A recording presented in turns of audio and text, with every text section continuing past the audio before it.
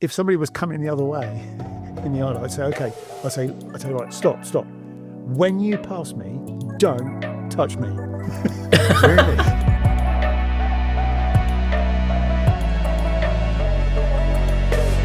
So, welcome to a special edition of the Evo podcast where we're joined by Andy Wallace, racing legend, test driver extraordinaire, and old friend of the magazine, and John Barker. Hi. Is here as my wingman. Andy, thanks for coming. Pleasure. We've been gassing. We should have started this about 10 minutes ago because all the good stuff came out me, but including wind tunnel testing Andy's head, which we might come back to later. I don't know. Yeah, we should. I'm sure most of you will know Andy for his successes in endurance racing. Triple Crown winner. So Le Mans 88 with Jaguar, Daytona 90, 97 and 99. Once with Jaguar, and then Riley and Scott. Twice. Yeah. And then Sebring. I didn't realise you were this old, but you actually won Sebring twice with Fangio. Yes. The second. Fangio the second, yeah. No, actually, bloody good driver he is too. Was he? Yeah, really. It's funny when you, obviously doing some research and looking back at all your extensive results, some of the names that jump out, obviously that one jumped out because I wasn't expecting to see that. But we only did it with two drivers. I mean, that must have been a hell of a... That's a lot. Particularly as you probably know, the one in 92 was with broken ribs. You probably know that one already. That's kind of been sort of well regurgitated, that story. But still, with two of you on the bumpiest track. Yeah, Sebring is a rough and tumble track, isn't it? And in that car too. Well, it's an Eagle Toyota Mark III, according to my research. Yeah, so you're looking around 900 kilos, full ground effects, 2.1 litre four-cylinder with about a year of turbo lag. Almost a year. Stick shift, presumably, at the stage. Yeah, Wow. And then because it had so much downforce with the ground effects, and it has a huge great wing, I think double-deck wings as well. Obviously, to stop it burying itself into the tarmac on the back straight, you've got monster springs, like over 3,000 pound per inch springs. And so what I noticed with the broken ribs especially, when you were driving flat out, there was a certain pain level, but when you were following the safety car... it's just jiggling around on the... Just bouncing on the tyres. It's absolutely impossible to... So remind us how you did the ribs. Oh, you don't want that, do you? Oh, I can. Do us the quick, the short one. Yeah.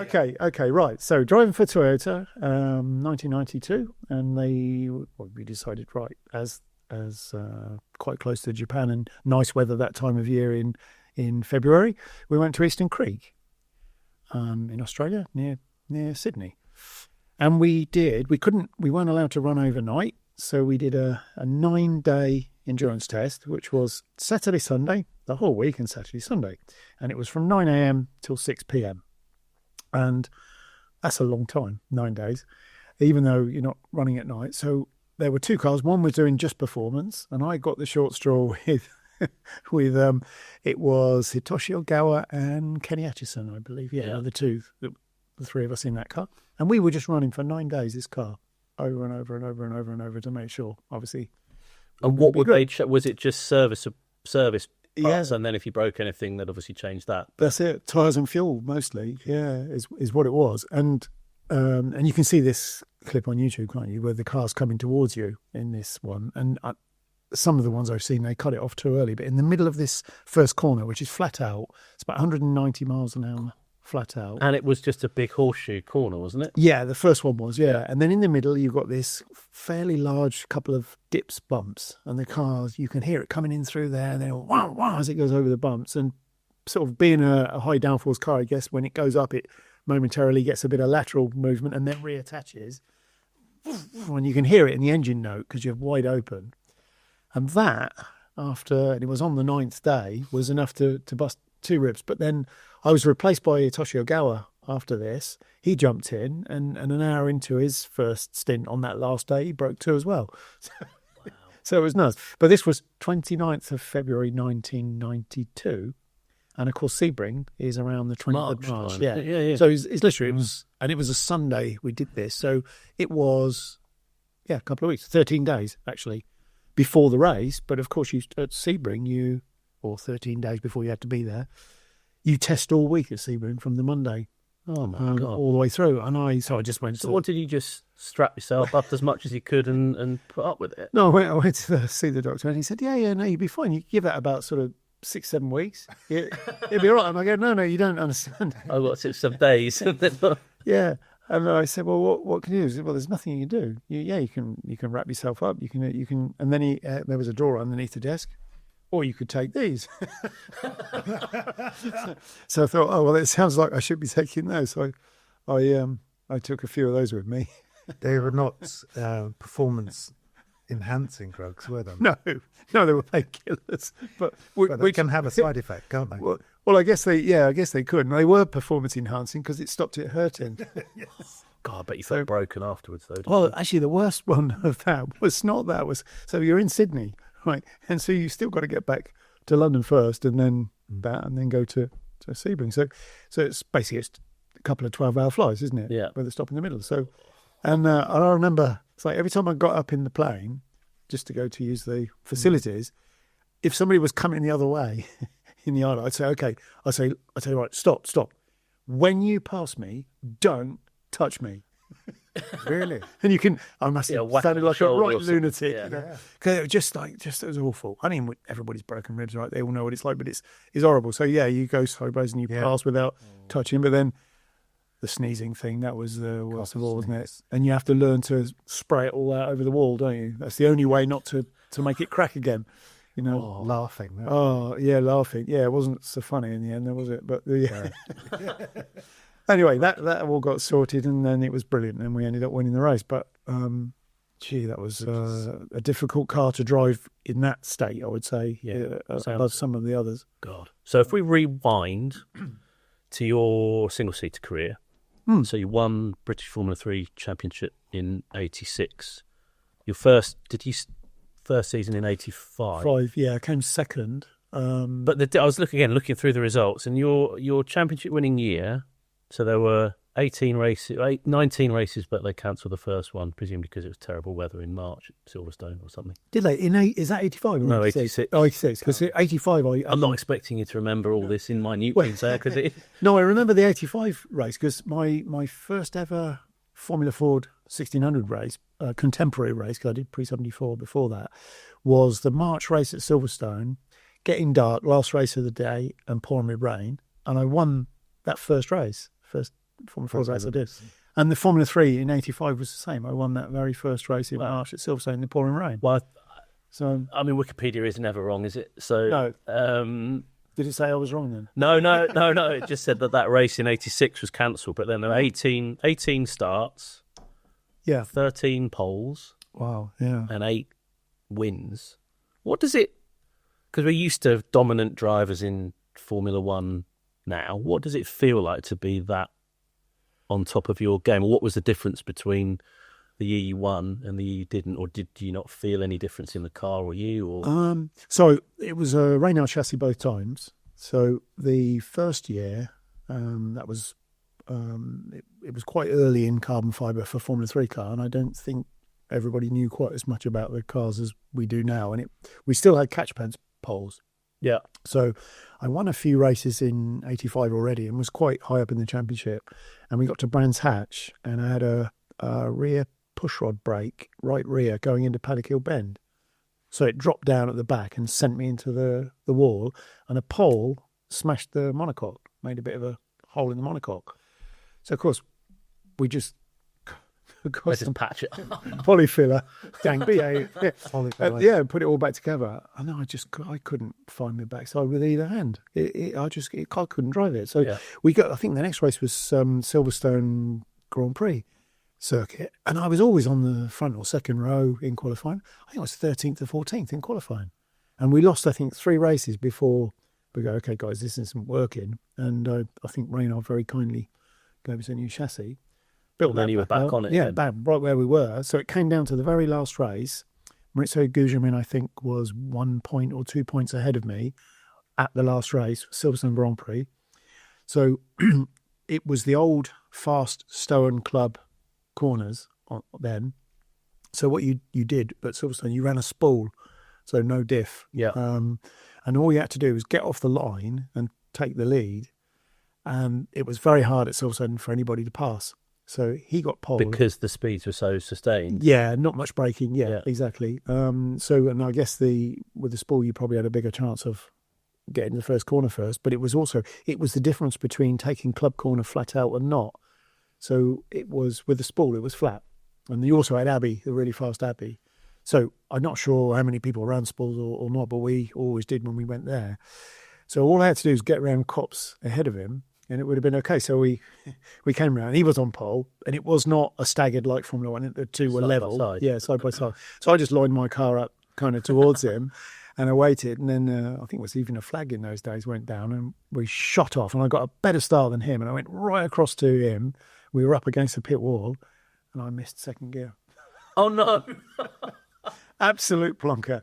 And then he must have got mugged. No, I managed to get it after I missed it, but it was enough that he got ahead. So he won and I was second. So I ended up second in the championship.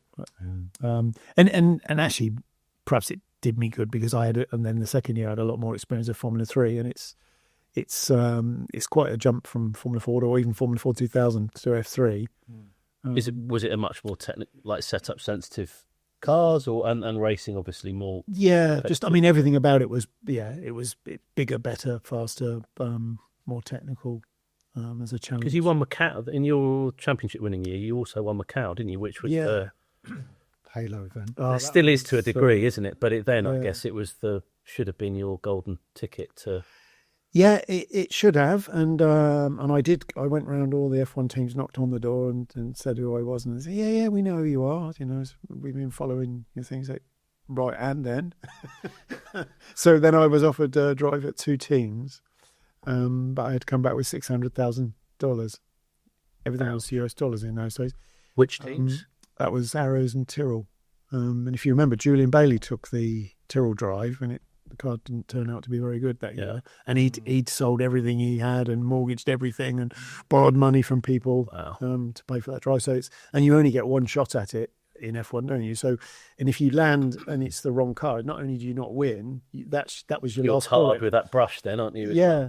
Well, yeah, but you can't go twice then because you never. Well, I couldn't find the 600,000 anyway. But as luck would have it, that Macau race in '86 was what actually gave me my big break, and that was because in those days guest drivers would come down from F2, F3, endurance, and the rest of it. And Jan Lammers was in that race, and you have two heats and put the two together on aggregate, and he was leading the first heat, and I was chasing him all around, but it's very, very difficult to pass, except for into the Lisboa corner at the end of the long, bumpy, wide straight. I'm following him all the way around, and then on the last, and Jan's got probably the best car control of anybody I've ever met before, since. Wow, really? He's brilliant. I can give you some stories of him. He's just amazing in a car because he grew up as a skid school instructor from age 4 or something. So I'm chasing him on this last lap, but we knew it was the last lap. He knows that's the only place I can pass him. I'm all over him like a rash, and he just arrived, and he broke so late, and he got a little bit of wobble on the back, and the left rear wheel just touched the white line on the outside, and he kind of lost it. Most people would have just spun and gone in the wall, but he's got it. I've got it. The only thing is with I've got it, the apex was a barrier on the inside, and he's got it, but he's gonna head on into the barrier. So I just saw my chance, went down the inside and we clipped wheels a couple of times, and I passed him, knocked him straight. Now I'm in the lead. And I found this on YouTube, but it's in an annoying group of about 60 videos, and it's impossible to find it, but it exists somewhere. So bam, off we go. That was great. I won. He was second. And then the second race, I guess he would start the second race where you finished the first one, perhaps. Yeah, I cleared off basically and disappeared off and won. So we're on the podium at the end. And Jan was there, and I knew of Jan, but I didn't really know him. But on the podium, he was going, "Oh, thanks for that. That was brilliant." I was going in that wall until you straightened me out. But it just, he was racing for Jaguar in the XJR9, the Silk Cup, and that was your ticket. And that got you an intro to test with the team there. Yeah. I don't know how he swung it, but eventually I ended up with an invite to go to Paul Ricard, and went down there, and there were a few drivers they were testing, and That car must have felt really weird gonna compared say. to a Senna Beta, How because the engine's about that tall and right up there behind you. and Yeah. closed car all of a sudden. well, that's the thing. And also having driven a Formula 3, which in those days were around 165 horsepower, and all open cars. I mean, I did a guest Metro race and a guest Renault 5 race, I think, somewhere. But other than that, it was all open cars. And then so Jan and Johnny Nofris was also was there, and they took me one side and said, "Look, if you want this to go well, we'll give you a few tips. At first, you're going to be a bit wary of this thing because it's going to move on the straight. Because I was driving the low downforce car, ready for Le Mans, on the long straight at Paul Ricard. It's going to float. Just let it do it." And explaining everything. Hotter than hell inside. It was so hot in that car. It's incredible. Anyway, it gave me a lot of tips. Jumped in the car, and I pretty much did everything they told me, and it obviously went quite well. To the point where, and I'd driven the high downforce car as well. They was jumping in and out of both cars, and they at one point said, I think it was probably Roger Silman, the team manager, the lap times are really good, but we want to see if you can do a whole hour at the same speed, because it's really hot in there, and it's a big heavy car, no power steering, brakes or anything. So they jammed me in, put a load of fuel in it, set of tyres, shut the door, dropped it on the Went off ground. and had lunch. Yeah, and off I went. So I thought, right, I know what I'm going to do. So I rolled my sleeves up, and I went out, and I just pushed and pushed and pushed, and I absolutely used every last bit of energy and liquid and everything in me. Got to the end, and it was pretty consistent. Came in the pits, popped open the door, and then he said, "What are you doing?" I said, well, I just did it. No, he said, no. And they put the nozzle back. Oh, no. And did a second one, and they sent me up. I was absolutely used up. I couldn't even drive down the pit lane. It was that bad. But I obviously must have done okay. So I got an invite to Kidlington, where the headquarters was, and sat down in the office with Tom. This would be what, an 80... So I've skipped a bit because it's quite boring. But the first time they called me, I said, "No, you're all right. I don't want to drive that car. I want to do Formula One." And as luck would have it, I got a call a bit later on. Yeah. So this was the beginning of '88, So yeah, and I sat in his office, and the struggle. All right, I had sorry, I got hay fever. Always have had, but and there's no hay in here, but I still got the thing. It's the induction man. It's the size of the induction manifold. That's what it is. And so sat at the table, and to get where I was, like, I remember starting being a professional driver, if you like. It took me 8 years before I earned £1 from driving cars. Wow. It was forever, and everybody's telling me, "Oh no, you don't want to be doing this. This is stupid. You're never going to get anywhere." And then suddenly it started to be some money in it, not very much. And always it was trying to find sponsorship, but I was useless at that. Still am. So I had a few people helping me, who ended up being fantastic friends and really scraped together, and they knew other people, and it wasn't a lot of money they found, but it was enough to just keep driving and keep racing. And then of course you sit down with Tom and say, "Right, okay, so this is what we want you to do. This is what we'll pay you for test days, for races." And I'm like, "Oh yeah, okay then." Money. It was it was great. No, I mean, I realised that you were going to be paid driving for a factory team, but it's just so nice that you now, all you got to do is get Must yourself take a huge amount of pressure off and give you a bit more bandwidth to focus on your driving. It does. But the thing that was really funny, there's lots of things that were really funny, but first of all, they didn't really. It was Le Mans they needed me for, so to be the third driver in the number 2 car with Jan and Johnny. They said, "Well, obviously we can't just put you in the car and you go to Le Mans," because that year there were no test day. They'd resurfaced the straight, so it was straight in cold turkey. So they said, "Okay, we're going to send you to Road Atlanta, Jerez," and I think it was with Road Atlanta with Watty, and Jerez was, I think, John Watson again and John Nielsen. I think we did that was a 500k race or something like that. And then I did quite a bit of testing whenever we could. So I think we were third in Road Atlanta. We were second in Jerez, but during the race, when I was in the car, the two fast corners behind the pits before the last one, a C2 car, and I never remember the name of the driver, and I should do because I know, but I've forgotten, spun going through, and there's a wall on the inside, so you couldn't actually see around the corner, and it's flat out. And as I come around the corner, there is a car spinning in front of me, and well, I'm going to hit him, aren't I? I mean, this is there's nothing to do. Luckily, it stopped quite quickly, and I thought, okay, round the back. So I could see the whites of his eyes looking at me. I was about ready to T-bone him, and I went round the back of him on the grass and missed him, but I collected lots and lots of grass in the radiator. So I had to make a stop to clean it, and then we were second. So, and of course, I got the feeling from everybody in the team that, well, if you hadn't been so stupid, we would have won that race. So we were in the paddock. And because did they think you'd just gone off and collected all the grass? Were they aware of? I think in the end they took my version of it. Yeah. But I didn't feel like they were saying, don't worry about it. They were just like, you go and sit over there and we'll talk to you when we want to. So the guy, and I really wish I remember what his name was. We must be able to find it somewhere. He came up to me in the paddock and he said, I have no idea how you didn't hit me and or kill me. He said, look, I really owe you big time. It was a masterful bit of driving. And I was thinking, oh, thank you. If there's anything I can do, he said, just give me a shout because, really, seriously. So I said, well, there is one thing you can do. And it was caravans in those days, not so much big motorhomes.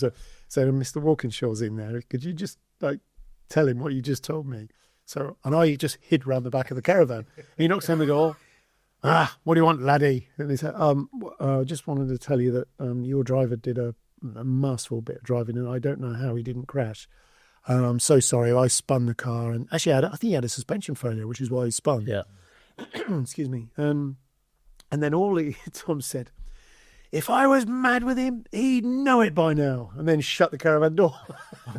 So I came back from behind the caravan. I'm like,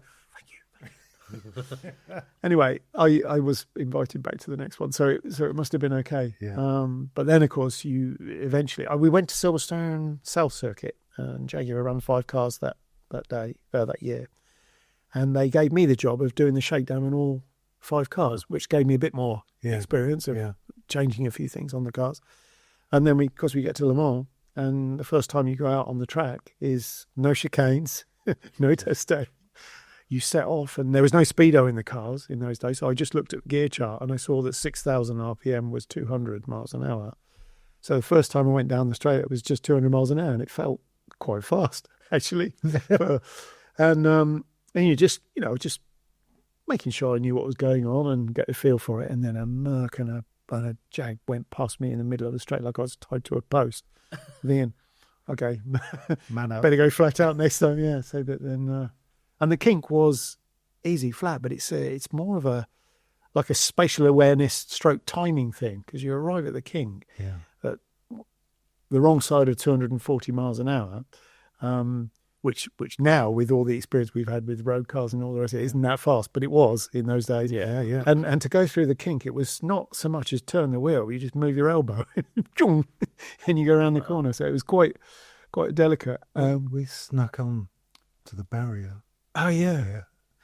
Just after the kink. Oh, It would have been 95, actually, Yeah. when you were hammering around in the McLaren. that was in the McLaren. Oh, yeah. And it was, Oh, yeah. It was terrifying. Well, and of course, that was with chicane, so you arrive in a good bit slower. Yeah, Yeah. it's terrifying. But it You is, can isn't it? feel the energy. Yeah. I think Le Mans is such a, until you've been with all, well, clearly you've won it. We've been fortunate enough to do Le Mans Classic, so we've driven the track, but it's such a particular place, isn't it? And you can see why the cars evolved in the way they did for the straight without the without chicanes. Well, we drove the D, They brought together in the D-type, yeah. which I still remember and laugh about your advice. Yeah. Braking the brake. Just watch the brakes into the first chicanes. With the brakes on a D-type are the weirdest thing, aren't they? They kind of give you too much, then you back out and you get into this weird. Yeah. Kind of. I would say it's not that the brakes are bad, because you can stop the wheels really easily. You just can't stop the car. Yeah, and it went on for like, normally if you outbrake yourself, it's like, oh shit, and then you're off. Aren't you? It's like, Takes a while. fuck. I think I've outbraked myself here, and then everything's going. for literally hundreds of meters. Well, yeah. But to be fair, you are doing yourself down because that was a masterful bit of saving. You had a tank slapper on, like. From the outside, it would have looked absolutely perfect because it all kind of gathered itself up just at the apex of the chicane. And I was like, oh my God, is this what it's going to be? Yeah. But, and then, fortunately, the engine had a issue. And then, it did, Saved unfortunately. me from the terror. But yeah, it is a bit odd, and the kink, once you've done it and you kind of know what you're doing, it's fine. But you quite often catch a car as you arrive there, and then to try to do it by staying in one lane, that the car just wants to go left, and if the car in front's in the left lane, it's To get aerodynamics. yeah, and you get some as well. interference, yeah, and it's pretty bad. But it is flat in the wet as well. But you arrive down there and your feeling is there is no way I'm going to do that flat in the wet. So I was having this conversation back in the pits, or in the caravan, and Tony Southgate said, "Look, all you got to think of is this car's got so much downforce at 240 miles an hour. Just imagine," and he always used to say, "Just imagine having 3 Ford Granadas balanced on top of the roof. It'll be fine." And I'm thinking, well, I hope they don't fall off. Yeah. And that was how his analogy. He was always great because he a wonderful aerodynamicist. Yeah. Really amazing. And sure enough, it was flat in the wet. But the aerodynamic thing, the key to your success was Jan, wasn't it? Because he set the car up slightly differently to... Yes. Well, yeah. What made our car so fast on the straight? So on a flat bottom car, the last thing you need is the car to go nose up. Yeah. It's very easy to take off. Seen the Been results there, of that a couple of times. been there, done that. Yeah. I did a nice one in Motorsport in an LMP2 car, so it's not pleasant. But in a ground effect car, in fact, if you can get it just a little bit nose up or the back a bit further down than the front, you basically, the whole car is a wing. So you're taking the wing down, and you pick up speed. You just lose drag. So Jan was the one in the morning warm-up, I think it was. So normally if you do something in the morning warm-up, it's a big risk because the conditions aren't the same. He decided he wanted to try a softer rear spring. So he did it. Car picked up speed. He said, doesn't really change the balance anyway. It feels fine. You know, at the speed you are in Wow, Oval so it Corner. was like a spring DRS system. Yeah, it was. Yeah, a little bit like that. So of course we were all one team, so we shared the information. But most people, or in fact all the other cars, decided not to do it because it's too big a risk to go straight into the race, having done that. So that picked up speed. The other thing I remember about the race, which was something that you had to think about all the time, was we were still using these cast iron brake discs in those days. So you had to change brakes, pads, discs, and things like that during the race. But also at the end of the long straight, after the kink, of course, before you get to Mulsanne Corner, there's a real danger of thermal shock exploding the disc. Kind of warm Yeah. up. So as you're heading towards going over the hump before Mulsanne Corner, you need to get a bit of heat into the brakes. Yeah, they're left up. And then just swap feet to get to the corner. So Wow. don't forget that one. But the other thing too, another thing that I just thought of, going over the hump, I would get oil light coming on. So, and I noticed this in practice, and I got with engine people and I said, this is happening. No, if that happened, the engine would have blown up by now. But it was. It was losing pressure. Yeah, the oil light came on over the brow. I of the guess door. they It would, was- all that kind of stuff they would see now, wouldn't they? All Yeah, the you would. engineers would see it, but you were their eyes and ears. that was it. in the Yeah. car. It was dry sun though, wasn't it? Yeah, it was dry sun, but I don't know why the light was coming on, but it was definitely coming on. It was missing a bit of pickup somewhere. Yeah, but or maybe it was razzing up the sensor, or I don't know what it was doing. I don't know where the sensor was. Presumably it was in the old tank then. Yeah. Oh no, why would it be in the tank? That's not where the pressure is, but I don't know where it was. But then the other thing, which is about the fourth or fifth other thing now that I just remember now we're having this conversation, was so Group C was all about fuel consumption. So any engine you want, car was 900 kilos. I think it was 2 meters wide, 4.8 long as maximums. Any engine you want, that's that. So how they limited or tried to even up the cars was 55 litres per 100 kilometre fuel consumption, and that was it. So we had, all of the cars had a fuel computer which counted up the litres you were using, but did it in laps. So in a 1,000 kilometre race, it was, 550 litres. So in Le Mans, I don't know how they did that because it's a timed race, but there was a calculation. So yeah, if you've done 6 laps, you should see 6.0. If you see 6.1 usage and you've only done 6 laps, you're over fuel, and you need to get that back or you won't make the end of the race. So I drove quite a lot with John Nielsen in other years, and he was super, super fast, but he would do the first descent and you jump in and you've done 35 laps and the computer says 36.4. And he wouldn't care, he'd just get out and I get in and they go, right, well, you've got to bring all that back. And it's not efficient. So if you stay on the line, that's much more efficient than using a bit too much and then pulling it back. Yeah. So you're going to lose a lot more lap time pulling it back. So what was the trick? How did you get it back? Well, there was quite a bit of lift and coast. Yeah. You tried to do. You could use a few less RPM and things like that. Yeah. But lift and coast was quite good because the cars were pretty slippery. So you don't lose much at all just by lifting a bit earlier and then braking quite a bit later. Yeah. You try and bring that back. Probably warmed your discs up a little bit. Yeah, exactly, yeah.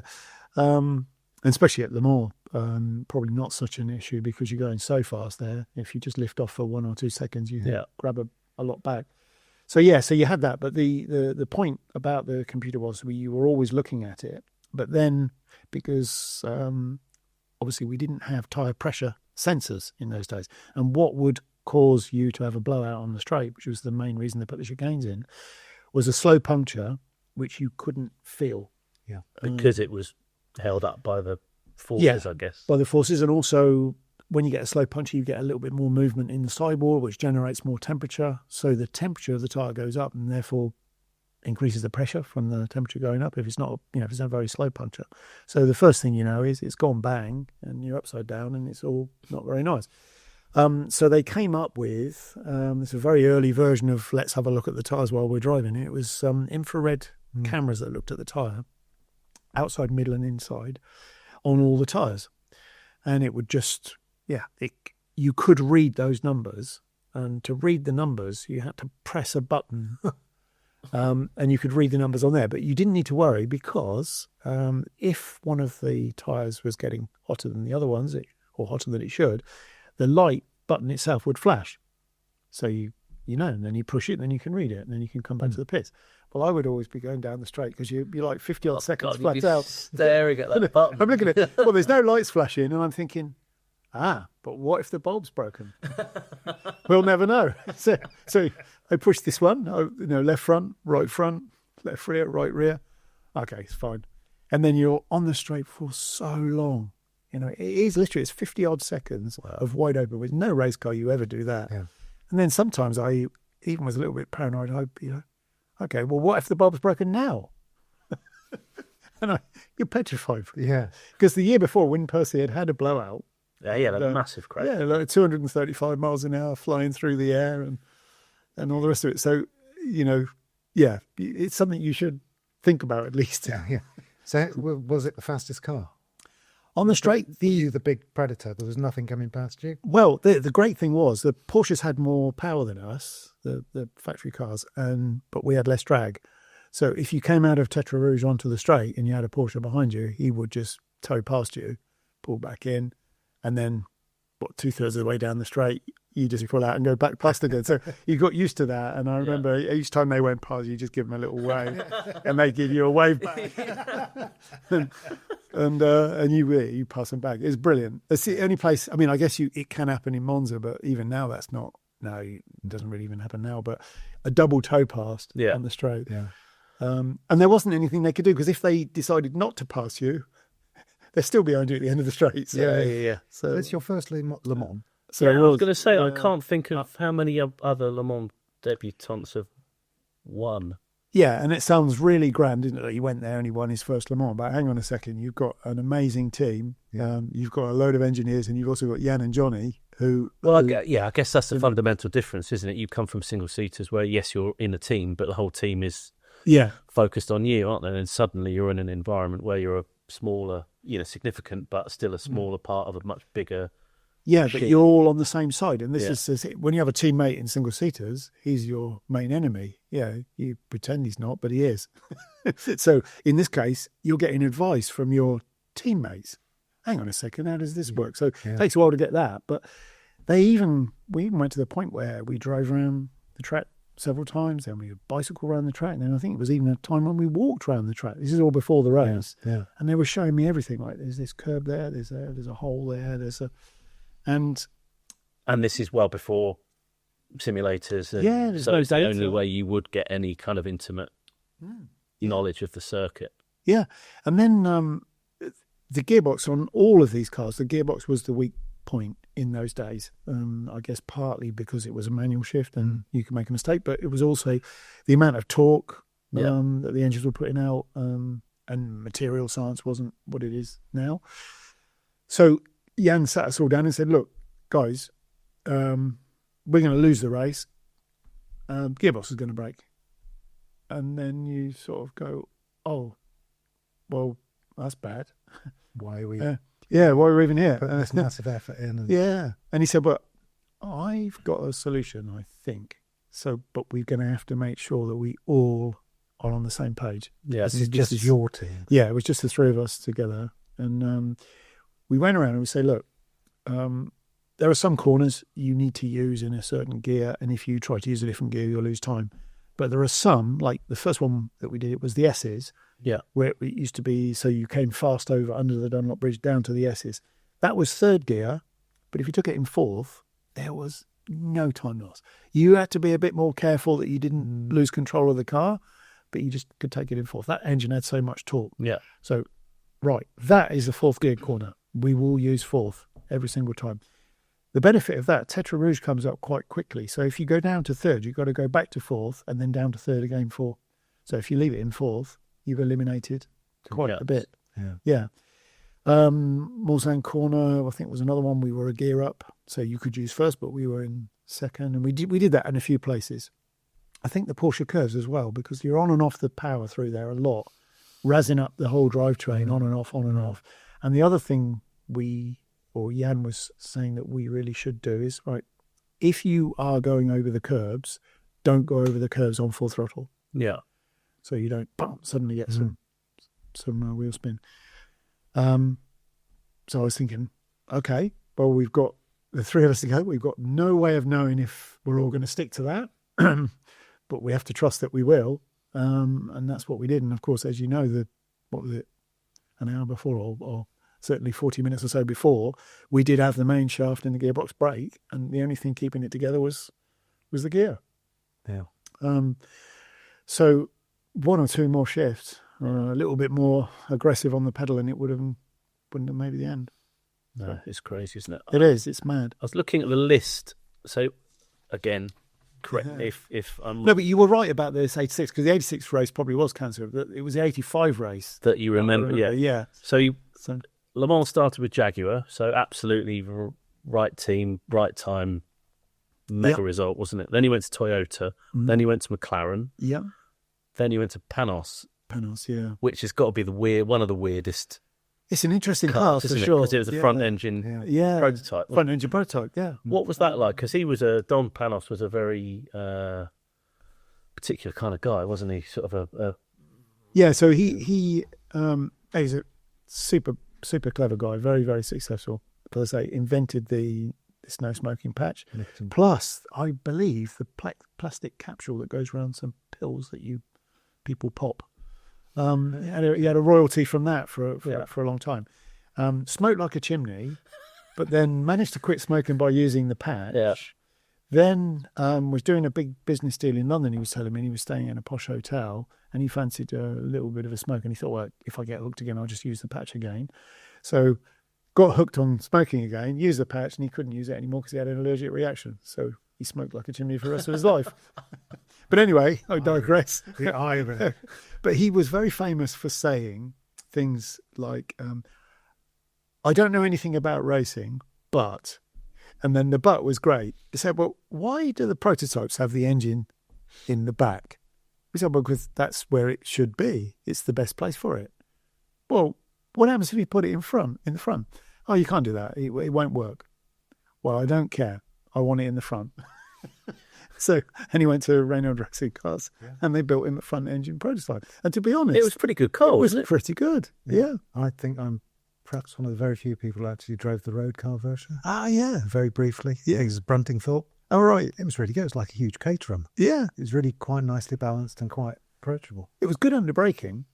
Very good under braking. There's a lot of vertical movement because you were sat pretty much on the rear axle. Yeah. Really, really noisy as well. Because you were behind the exhaust, I suppose. weren't you? Yeah, Or you're about coming out 1 the metre side? from your ear. Yeah, your left ear was there. And there was one time, I can't remember whether it was 97 or 98 with the panels, but during the driver change, when I did the belt up, it pulled the earplug out, this one. Oh, no. And I felt it as soon as I did the thing up, and then they shut the door and I got a double stint. And it was awful, and your brain then associates this with pain. Yeah. Every time you go wide open. I went and got that tested afterwards because it was still ringing on the Wednesday after. Yeah. They said, well, you didn't do it any good. Yeah, see it that way. Done that. Yeah. So then you went from there to the Audi R8C, which R8C. was the coupe Yes. Ah, yeah. British run car, wasn't it? Effectively, or designs in It's like a dry run for the Germans, wasn't it? Really? Yeah, and they didn't know which way to go, open or close. So the R8R and the R8C. I tested the R8R with Joost at Paul Ricard, and in the end, I was offered the drive in the R8C. And the gearbox in both of the cars were not super strong. So I think quite late on in the program, Joost said, no, we're going to put pedal shift on it because it's not going to last otherwise. And then obviously later on with the newer R8, they ended up having a swappable gearbox. And of course, it was too late for us to do that. So we still had the sequential gearbox, and unfortunately, we all had gearbox problems. But then you kind of circled back to that car. We went via Cadillac for a year, Yeah. which is interesting, isn't it? With them coming, they're big time back into endurance racing, but also Yeah, that's right. Formula One. Was that a factory, centrally run team, or was it a privateer team that was factory supported? I can't remember. It was Riley and Scott. So I'd had quite a lot of success with Yeah. Riley and Scott in the US anyway, and we'd run Daytona a few times. And so they got the contract to run the Cadillac that year. So I was in with Butch Losinger and was it Eric van der Poel? He was with us in the Bentley. Frank Lagorce maybe. It's a long time ago.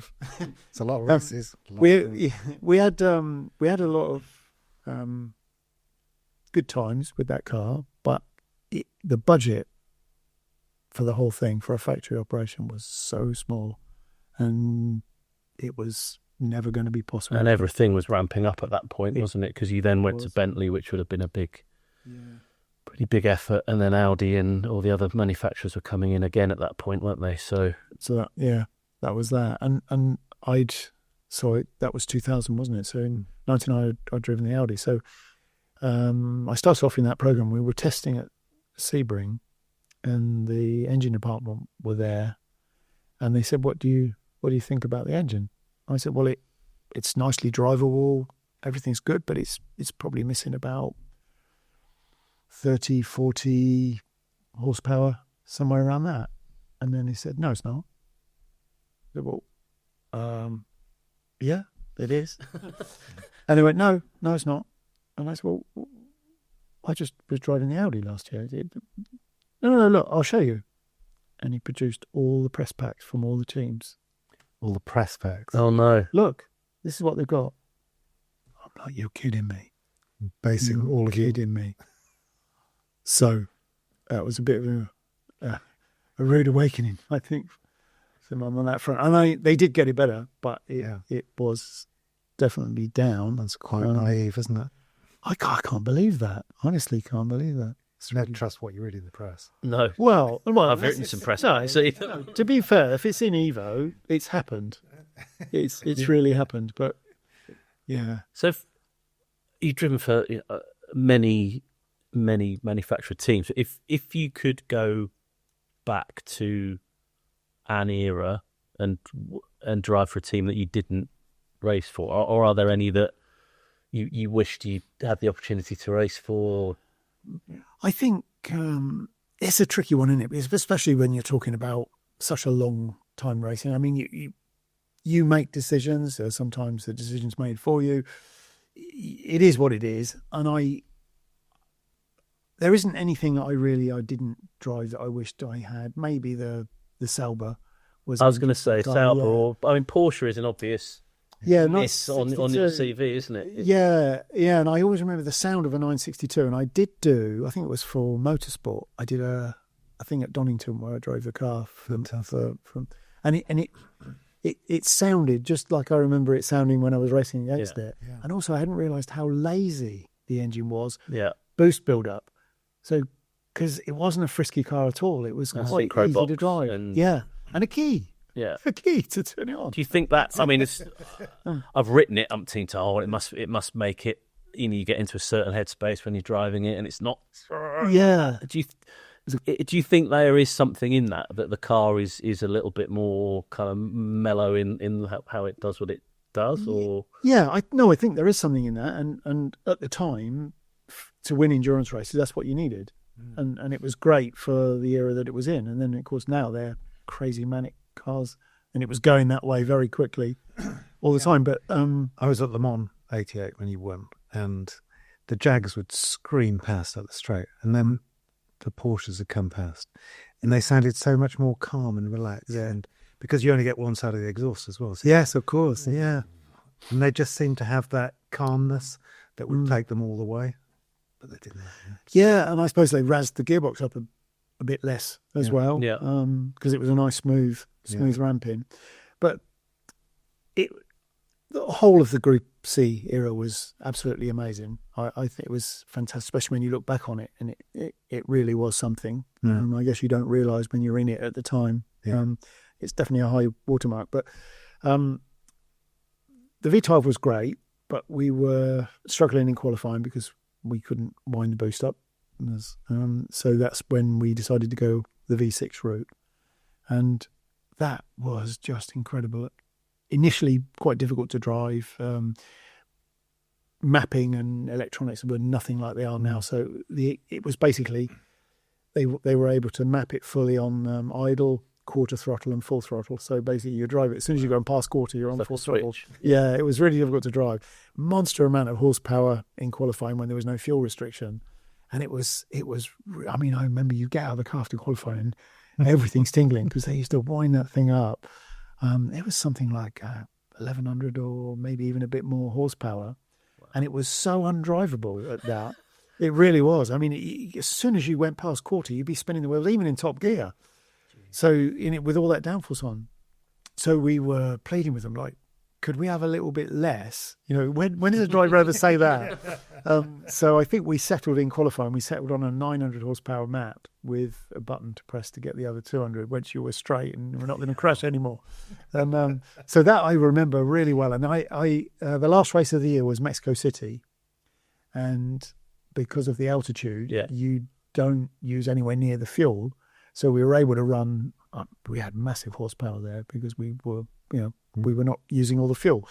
And at the end I did the last stint, came into Parc Fermé at the end and stopped, and you've got all these Group C cars there. And that's it. Group C is now changing for 91. We're going to F1 engines. And I just sat in the car. I didn't even want to get out in Parc Fermé. I thought, well, this is so amazing to drive these wonderful cars with all this downforce. And then I joined Toyota for 91. It wasn't quite so obvious where Jaguar were going with their program. And they didn't have a car for 91, especially in the beginning. So the job was actually to develop the car. But still, I get out of the car in Mexico City at the end in Parc Fermé thinking, well, it's never going to be this good again. You know, how is it going to be? So anyway, how wrong was I? That's the most amazing car, even to this day, I think. Yes, all right. It's further down the line, cars do get better and better and better. But that TS010, and then, of course, the Peugeot 905, which was the thorn in our side on every event, that car was absolutely unbelievable. Yeah, they're pretty sensational things, weren't they? Incredible. The look and the sound and the... Yeah. But so we'd gone from 900 kilos to 750, but still full ground effect. And then Formula One, 3.5 litre Formula One engine, which meant we lost a lot of power and a lot of torque gone. But the car was so nimble and presumably quite a lot more downforce than we had with the 900 kilo car. Yeah. Only now we're only 750. So the corner speed, the G loads in the corners, Must have changed the nature of the racing overnight, didn't it? Yeah, it was amazing. Of course, no fuel limits, so you weren't worried about that anymore. But just you arrive at a corner which you would think, oh, that's for sure, that's a third gear corner, and you go around third gear, and halfway around you need another gear. So you think, well, maybe it's fourth gear corner, and you go around in fourth gear, and the next lap you go around in fourth gear even faster. And it wasn't that downforce cars are really impressive in high speed corners. This was that, obviously, but this was really impressive in the medium speed corners. It had so much downforce, and you would end up after half a dozen laps. You come in the pits and they're asking you what the car's like, and you just hadn't been breathing enough. Your lungs are getting squashed in the corners, and you have to really tell yourself to keep breathing.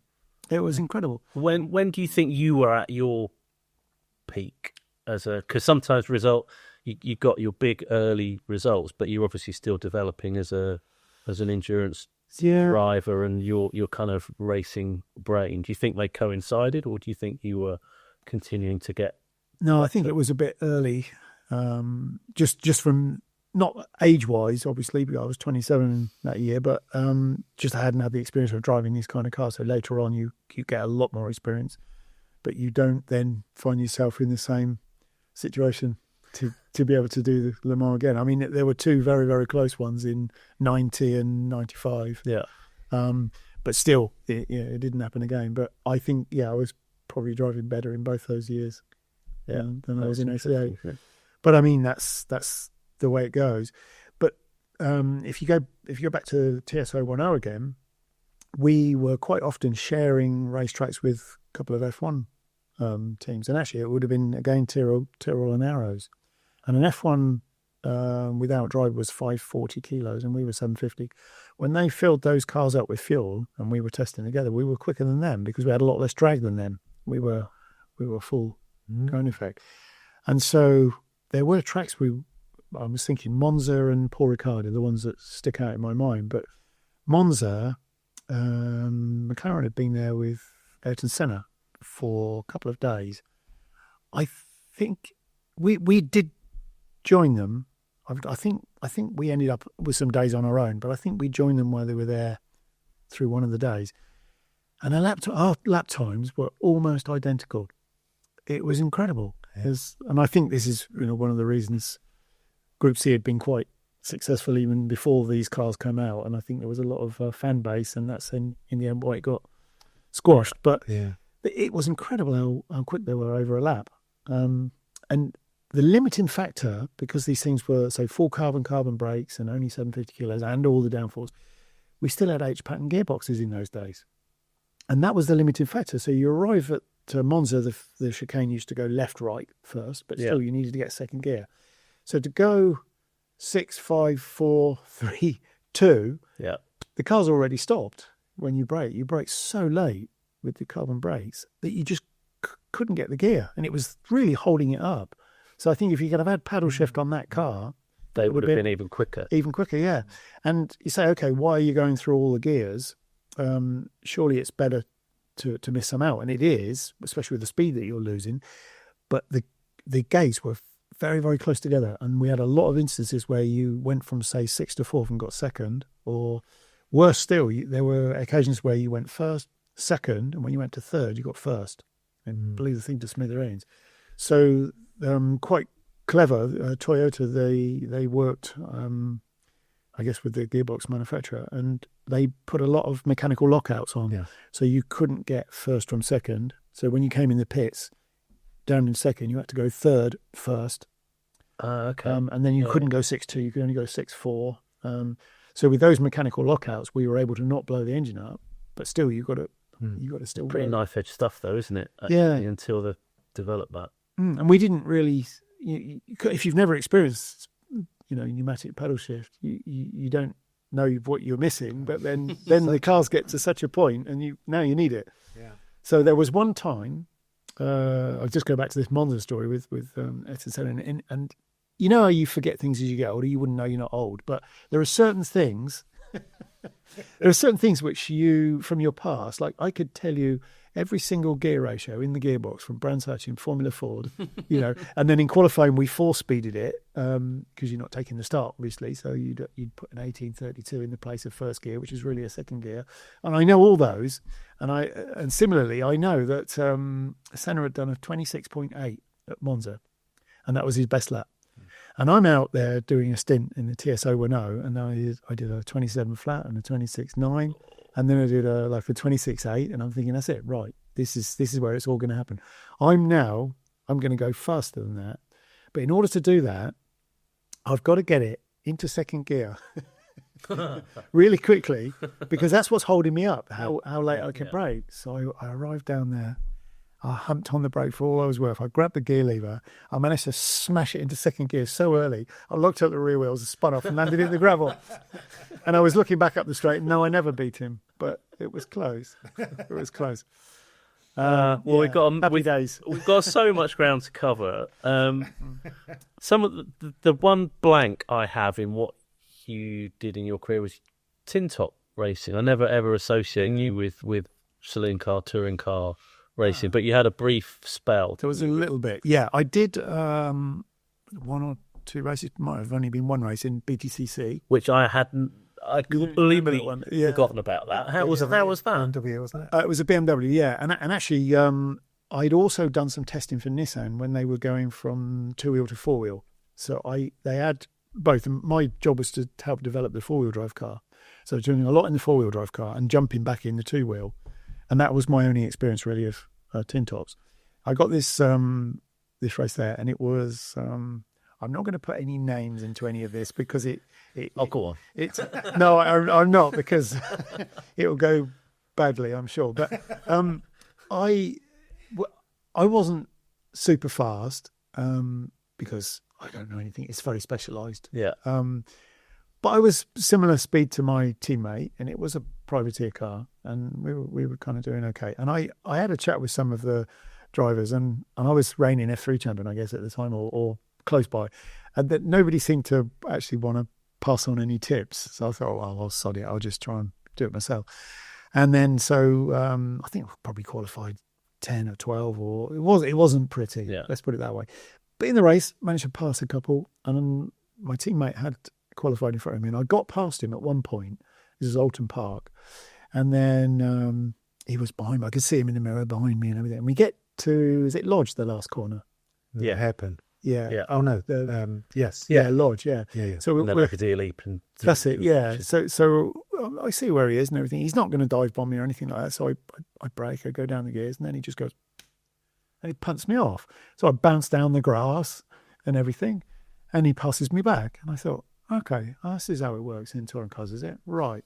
So carry on. And I think we were in the top 10, the pair of us, by now, which isn't spectacular, but it's better than a poking guy.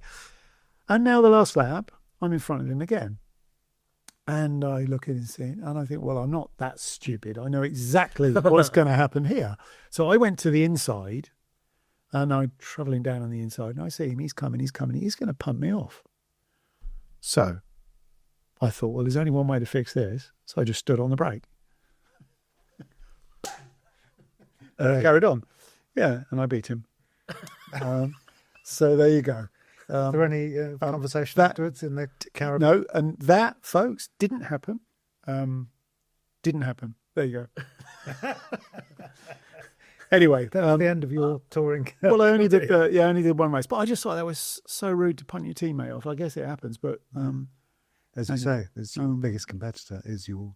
Yeah, it is an art form as well, isn't it? I think in that type of racing, the physicality of the driving is there's a line to cross somewhere, but no one quite knows where that line is, I suppose. Yeah. Well, but then I did in 1994. I did the DTM. You did DTM, didn't you? Yeah, and that was fantastic because in those days, I mean, for all I know, it's still good now with GT3 cars, but in those days, it was spectacular. Those races. So, it was a privateer Alpha. Yeah. for Schubel team, and they were running 2 new ones, and so this was a separate class. The new cars had ABS. The year-old cars didn't, and they were very difficult to drive. 4-wheel drive, and as soon as you locked one wheel, you'd get a lot of diff rattling. Yeah. Then engine would stop, and then you crash. And I found that out at Hockenheim. And when I got back to the pits, I was going to say, it sounds like you speak from experience. the first corner, and they got back and they said, what happened? I crashed in the race. What happened? Oh, well, I locked a wheel, and then there was this noise from the diffs, and then the engine stopped, and I crashed. And I went, oh, yeah, we meant to tell you about that. Yes, but when you hear that noise, you're supposed to lift the brake off. And crash anyway, presumably. But yeah. So anyway, so that was fine. They didn't have any money. And it was in the end it was a mess, and we all went to hell, and I didn't get paid, and it was a big mess. But it was quite an interesting learning curve, and just impressive watching how unpopular the DTM was, because they were really high revving V6s at that point, weren't they? Yeah. So the cars had to be non-turbo. I don't know if the cylinders were specified, but yeah, this was a V6. Merc would have been a V6 I think they were as well. Yeah, I think they were. So the 2.5 litres. That's the other thing. It was a 2.5 litre capacity limit, and then but they were getting this monster horsepower from these things by spinning them really fast. And I just remember with the Alpha, the tack went from 0 to 7, and then 7 to 14. Well, if you're on the first page, it wasn't going anywhere. It was really weird. And you just wouldn't pull at all. As soon as you got onto the second page, it was off, like a robber's dog. And it was absolutely brilliant. So you'd be driving this car. Anyway, the other thing too, of course, with being 4-wheel drive, the Mercs were 2-wheel drive, I believe, were they not? Yeah, I think they were. So if you had a little bit of banging about and you got knocked on the grass and it had been raining and the grass was all wet, you could just stay wide open. You didn't even have to put opposite lock on. You'd just keep your wheel where you were. The car would rotate with all the wheels still pointing in the right direction and come back. And it was absolutely brilliant. But it was the occasion you walk into the track, the number of fans that were there, and it was, it was absolutely magic. So would you have done Hockenheim? I'm just trying to think of the circuits you would have raced on them. Were they still on the Nürburgring Nordschleife at that point? Or had they gone to...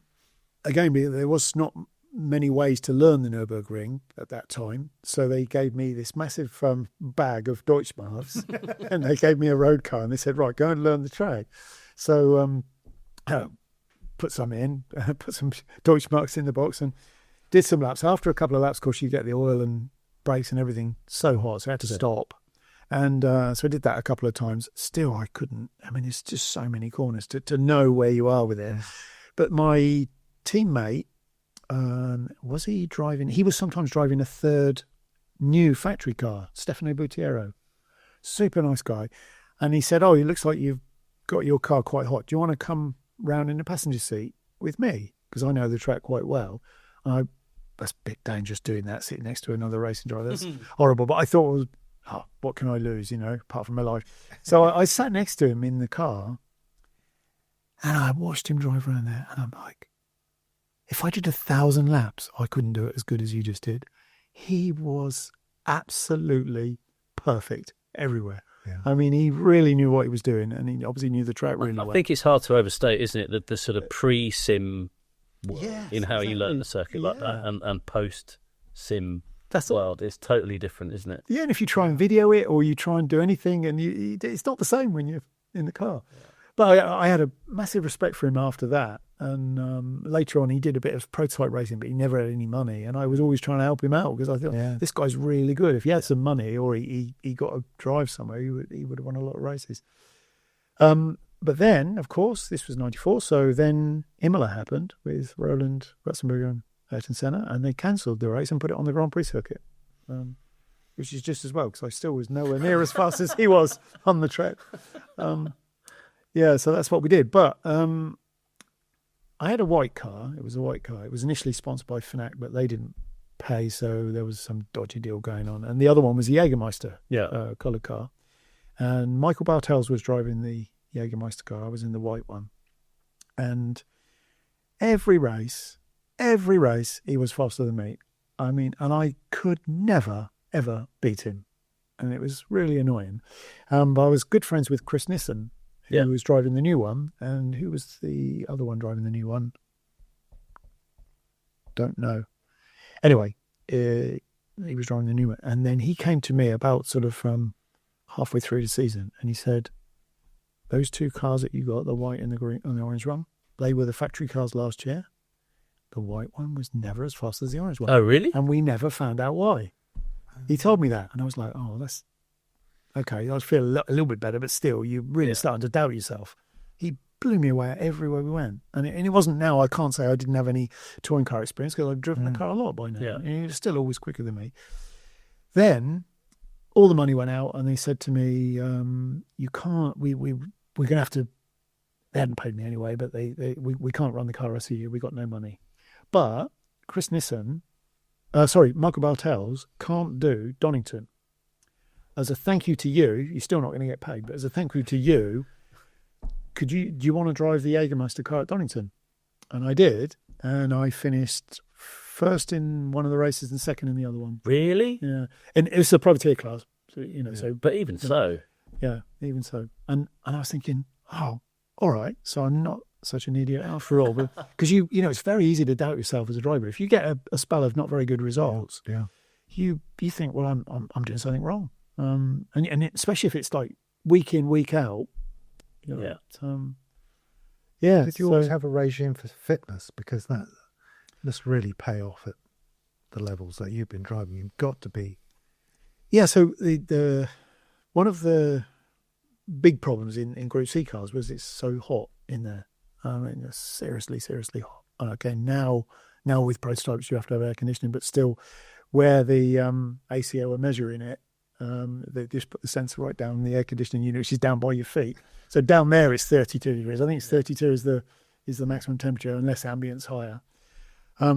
There was nothing in those days, and no power steering with ground effects, and it's heavy. So if you got yourself some big muscles, you see that's why I haven't got any big muscles. I didn't need them, but you got to feed them with oxygen. Yeah. And so what you need, you need the cardiovascular to be working. You need some strength, but it's the cardiovascular that's the difficult one. So at one point when I was some of the hot races were really difficult, I took an exercise bike and put it in the sauna, and I used to use that to try and get that fitness up. Really? And I died 3 times, but they brought me back to life with the machine. But that seemed to be the way to go. But at places like Daytona on the banking, the banking's always trying to straighten the steering out. Yeah. And you just could not hold, in a 24-hour race, hold the steering on the banking. So you ended up jamming your elbow in the door. That was the only way. Yeah, just try and wedge it in. Then later on, power steering was adopted by prototypes, and the original power steering systems were so awful. A bit like road systems, I guess. Yeah. All they did was make the steering really, really light. You can turn it now, but I have no idea where the front wheels are. Yeah. It's awful. But now, challenge again. Yeah, but I mean, I don't know what you guys think, and I think, Evo being right on the cutting edge of performance cars, most people would say, "Oh, it's still electric isn't as good." But I reckon when it's good, it's really, really good. But then every now and again, you get back in a car that had really good hydraulic power steering, and it just has this feels. Yeah. It just has a different kind of like a warmth and a sound, doesn't it? Yeah. But it just makes you feel CD and vinyl. Right. It's not just the precision. I think E-Pass is the precision and the control and the consistency that it has is great, and they've got some feel, but a really good H-Pass system. Just when it gels with the car as well, and it's authentic. It has a really something you can't quite capture. So what we're talking about Porsche then, and then nobody has anybody else done it? McLaren have. They're still sticking with H-Pass McLaren at the moment. Oh. Those are the cars that you get into, and it just feels. I think you can just sense there's a pressure and fluid rather than voltage and torque. Yes, yeah. You see what I mean? There's just something in it. Right. It's almost a little drier, isn't it? The E-Pass. Yeah. GT3. Just driven that again, and that.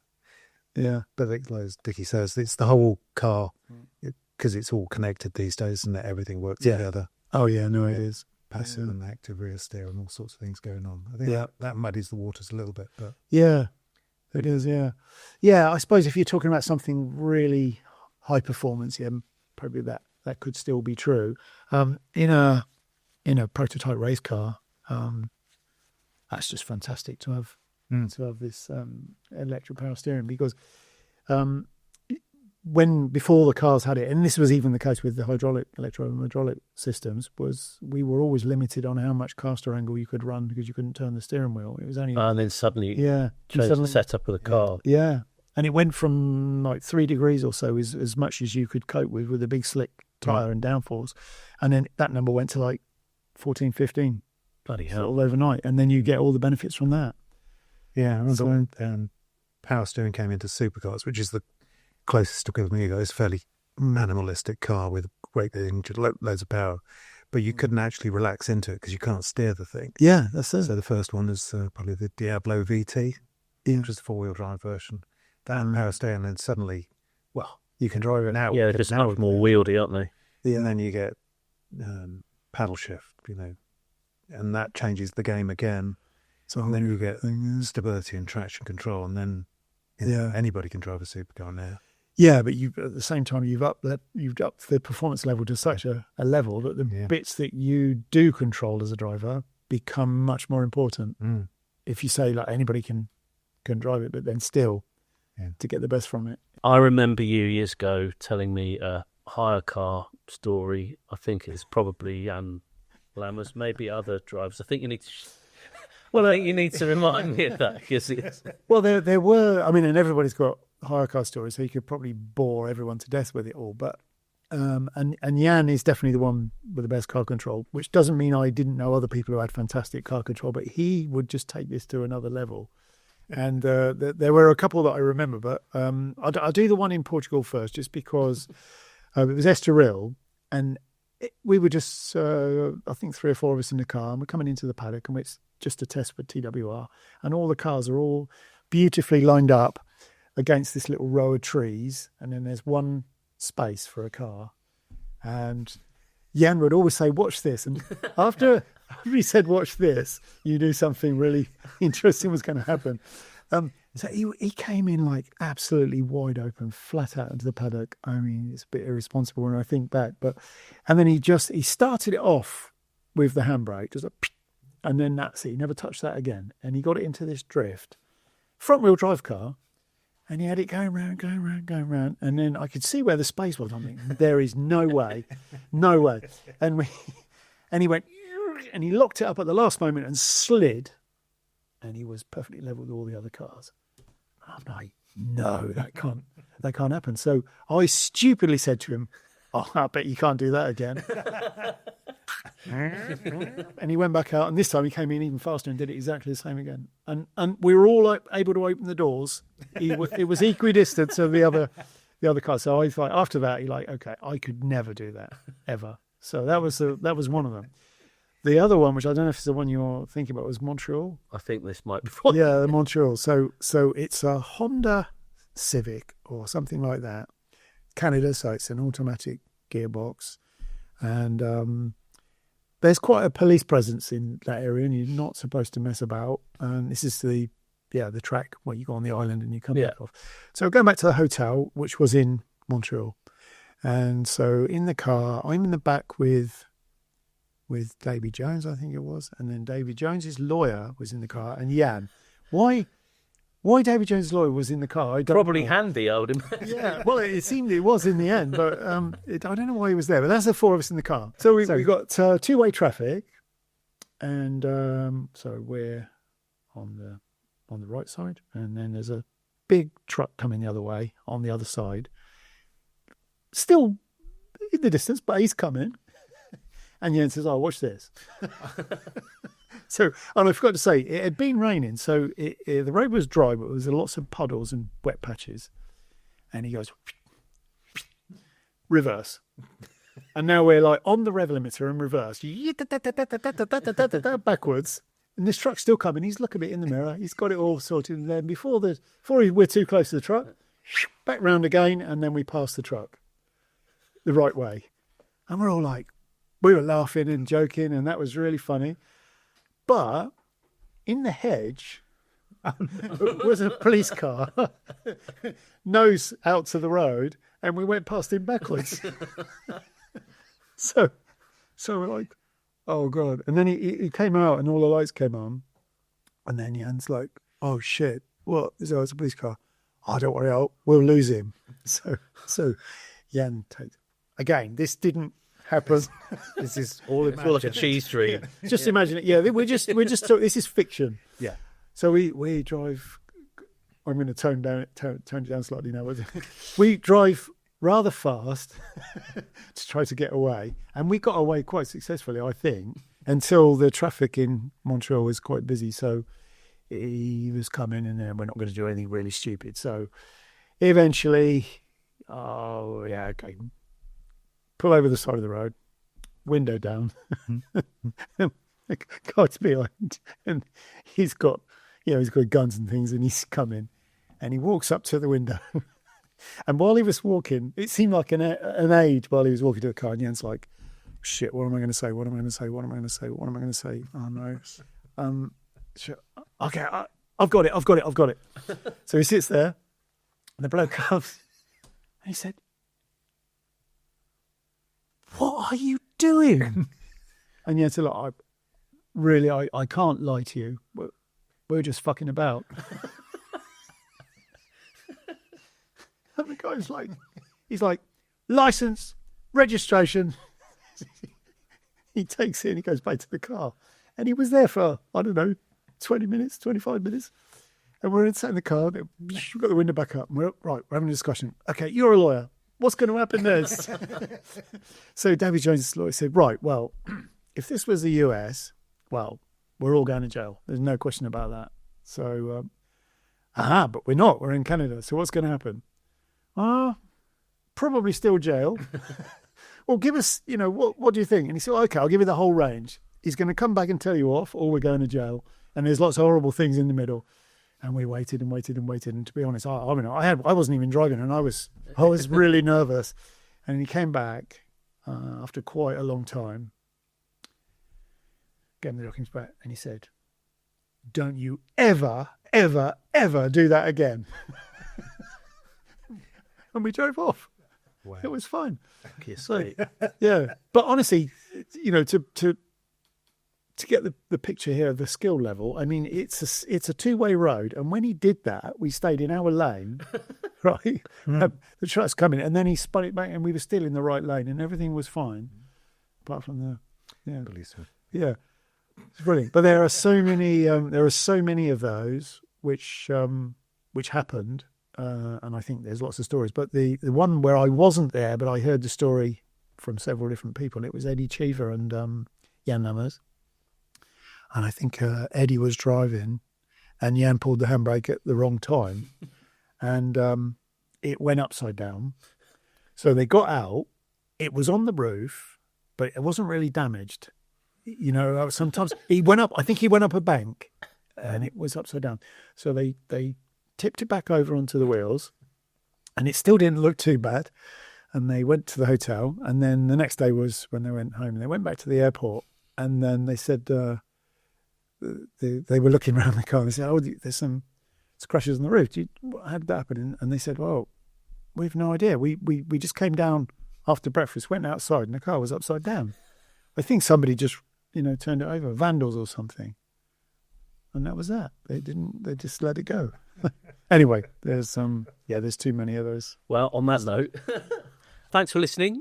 Join us again next week, where we'll be talking with Andy about his speed record testing, where he set records with Jaguar, McLaren and Bugatti.